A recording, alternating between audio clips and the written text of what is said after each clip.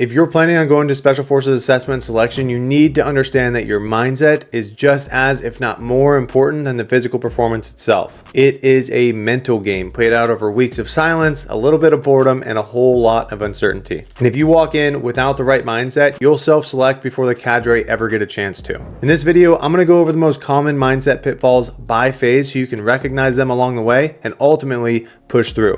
And the first one up is prior to even getting to SFAS. I remember looking at everything you have to do at selection and feeling the exact same anxiety you feel right now. But looking at these things as a whole is a mistake. Gate week, Nasty Nick, Land Nav, Team week, the trek, add it all up and it can be very overwhelming. But the truth is most days you have one single event, not four. We all have an image in our head of what we think it's going to be like, and oftentimes that image is a lot more intense than what it is in reality. You don't have to win and do everything all at once. You just have to show up and put 100% effort into the task immediately in front of you. So don't psych yourself up thinking about everything that lies ahead of you, and instead focus on the few things that you can actually control. And that also goes for the attrition rate. On average, about 30% of those that attend selection actually get selected. But this number also accounts for all of those that didn't prepare well, they quit in the middle of the night, gave up on themselves out at land navigation or team week, or just wanted to dip their toes in the first place. If you put in the work to prepare yourself and have a genuine desire to be successful that is not going to falter the first time you experience a setback, those odds do not pertain to you, so don't stress about them now. Now, diving into Gate Week, one of the biggest mental challenges can be the lack of cadre feedback. SFAS is a gentleman's course, which means at no time, unless you really screw up, are you ever going to get yelled at, they're going to smoke you or anything like that. Instead, they're extremely stoic, and this can come with some unforeseen challenges. In other military schools where you get smoked or they yell at you to do push-ups, anything like that, there is some sort of feedback loop, whether it's positive or negative. This means when they stop yelling at you and tell you to recover and you're done with your push-ups, you know that you made it through and you did the right thing. However, with selection, there is zero feedback loop. You don't know if you did bad, good, impressed the cadre, or pissed them off. There's no way of knowing. And this leads people to dwell on all of their mistakes and the few interactions that they had. When our mind finds that thread or something we messed up, it starts pulling on it. And if left unchecked, it can get to the point that we start convincing ourselves that we don't need to go through all of the weeks of pain because we already know in our mind that we're not going to get selected. And this is referred to as self-selection and is a very, very common mindset pitfall in selection. Don't do it. Simply learn from your mistakes, have a short memory, and focus on the task at hand or the upcoming event. If you're still there, you still have a chance. The second aspect to Gate Week is boredom, and lots of it. Selection is not always this fast-paced, high-intensity environment. There's a lot of boredom, especially during that first week. When you're in the barracks, there's no sleeping, there's no phones, just sitting there staring at your ruck or talking to the guys around you.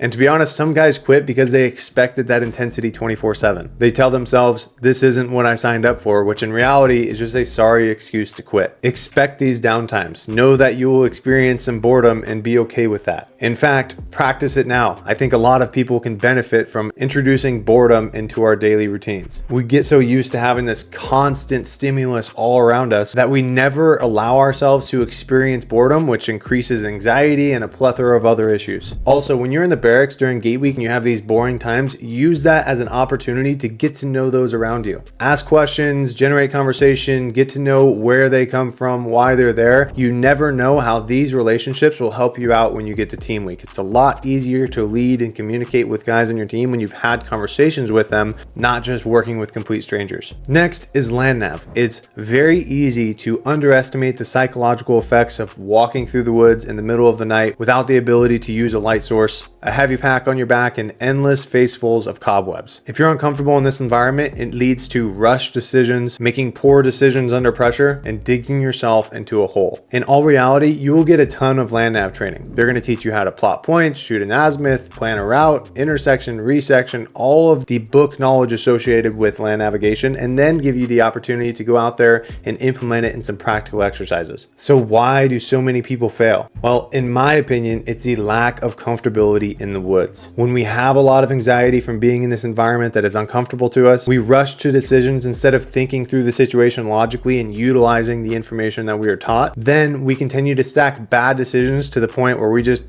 give up on finding the point or think it's impossible. The biggest thing I can tell you about land navigation is you have time. There's plenty of time in both days of the STAR course to find your points and solve problems or get turned around and recover yourself. If you get turned around like every single person does, stop, take a breath, go through the potential options, then do exactly what you were taught for that scenario. If you're still waiting to join the military or training up for selection right now, spend some time outdoors. Take a friend and a GPS, of course, be smart about it, but go for a hike, go camping, enjoy it, and build up your comfortability in this environment. Once you crush land nav, you move on to team week, which is by far the most challenging week of the entire course. And I want you to think about team week as if it was a combat operation. How do you think you would carry yourself and act if your team was on a mission in Afghanistan? Would you keep your head up on a swivel, or would you stare down at the ground and check out? This is the highest stress portion of the course and the closest thing for cadre to see how you might perform in a combat environment. Don't be overbearing, but communicate effectively when you can help the situation. Always look for work and what you can be helping out with, and never mentally check out and just stare down at your feet wishing you were somewhere else, allowing everyone else on your team to carry the weight and solve the problems. When people quit at this point, very rarely do they just raise their hand and say, I quit. What happens is they stare down at the ground, they slow down, and they let everyone else around them do all of the work. And they hope that they can just skate by doing this, or they might even get dropped on the spot and have an honorable way out of this pain. Stay in the fight. Do not lose the mental battle, and constantly look to provide value to your team. Understand that everything here will fall apart. Your team will get frustrated, things won't go your way, the apparatus might break down, but they're not looking for the person who is perfect and never makes mistakes. They're looking for the person who continues to seek a solution, who has a never quit mentality, and ultimately who they would want on their team. So at this point, aim to help your team and others be successful, and your odds of being selected goes up tremendously. The last thing you do before finding out whether or not you got selected is the trek. This is an unknown distance ruck, which is usually around 26 to 30 miles with a pack that is 45 pounds dry, so before you add water, or up to 55 pounds total. And at this point, you will be beat